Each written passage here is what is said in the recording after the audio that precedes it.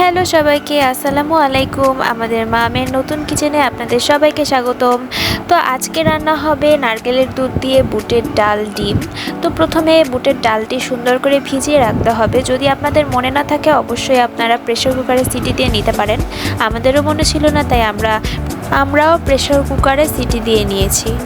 তো দুটো সিটি দিলেই হয়ে যাবে, কোনো সমস্যা নেই। তো এবার ডিম সিদ্ধ দিয়ে দিয়েছিলাম আমরা আরেকটা পাত্রে। তো ডিম সিদ্ধগুলো হয়ে গেছে। তো ডিম সিদ্ধ হয়ে যাওয়ার পরে হালকা করে এরকমভাবে কেচে নিতে হবে। তো কেচে নেওয়ার পরে তেল দিয়ে ডিমগুলোকে সুন্দর করে একটু লাল লাল করে ভেজে নিতে হবে, যাতে সুন্দর একটা লুক আসে। তো আমরাও সুন্দর করে ভেজে নিব, একটু ব্রাউন ব্রাউন করে ভেজে নিব। যতক্ষণ না ব্রাউন কালার না হয়ে যাচ্ছে গ্যাসের ফ্লেমটা মিডিয়াম দিয়ে আমরা ভেজে নিব। তার মধ্যে কিন্তু অবশ্যই লবণ দিয়ে নিতে হবে, নাহলে ডিমটা কড়াই গায়ের সাথে লেগে যাবে। তো কড়াইয়ের গায়ের সাথে লেগে গেলে ডিমটা উপর থেকে নষ্ট হয়ে যাওয়ার সম্ভাবনা থাকে, যার কারণে আপনারা একটু লবণ দিয়ে নেবেন। তো আমাদের ডিমগুলো ভাজা হয়ে গেছে, এখন আমরা একটা পাত্রে তুলে নিব। তো পাত্রে তুলে নিয়ে আমরা আলাদা করে রেখে দিলাম। তো এখন আমরা সেই ডিম ভাজা কড়াইয়ের মধ্যেই আমরা আরেকটু তেল দিয়ে দিব। তেল দিয়ে দেওয়ার পরে আমরা কাঁচামরিচ এবং পেঁয়াজ কুচি দিয়ে দিলাম। তো পেঁয়াজটাকে সুন্দর করে আমরা ভেজে নিব, হালকা একটু ব্রাউন করলেই হয়ে যাবে, বেশি একদম ব্রাউন করার দরকার নেই।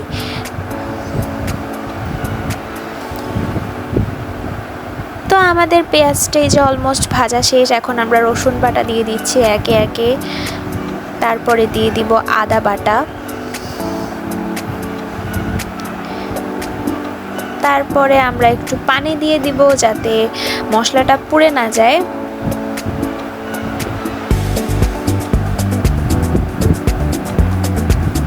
তো এই পানির মধ্যে এখন আমরা একে একে গুঁড়া মশলাগুলো অ্যাড করে দিব। তো ফার্স্টেই দিলাম লবণ, যার অনেক গুণ। তারপরে দিয়ে দিলাম আমরা জিরার গুঁড়া, অল্প একটু হলুদের গুঁড়া, তারপরে দিয়ে দেব অল্প একটু মরিচের গুঁড়া।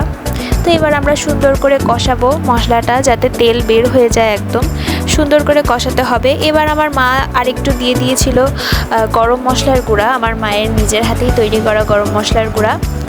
তারপরে আমরা দিয়ে দিলাম গোটা একটা তেজপাতা। তো এবার আমরা সুন্দর করে কষাবো মশলাটা সুন্দরভাবে কষানো হয়ে গেলে আমরা ডিমগুলো ঢেলে দিব।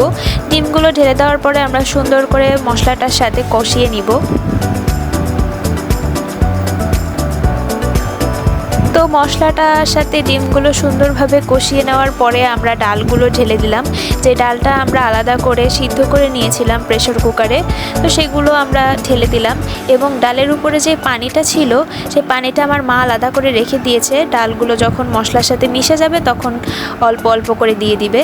তো অল্প অল্প করে না, একবারেই দিয়ে দিল ডালটা। তো এবার মশলাটার সাথে ডালটা, পানিটা, নারকেলের দুধ দিয়ে সুন্দর করে মিশিয়ে সুন্দর করে ফুটাতে হবে, যতক্ষণ না আমাদের ডালটা ঠিক পর্যাপ্ত থকথকে না হওয়া অবধি আমাদের এভাবে ফোটাতে হবে ডালটা। তারপরে আমার মা অল্প একটু চিনি অ্যাড করে দিল।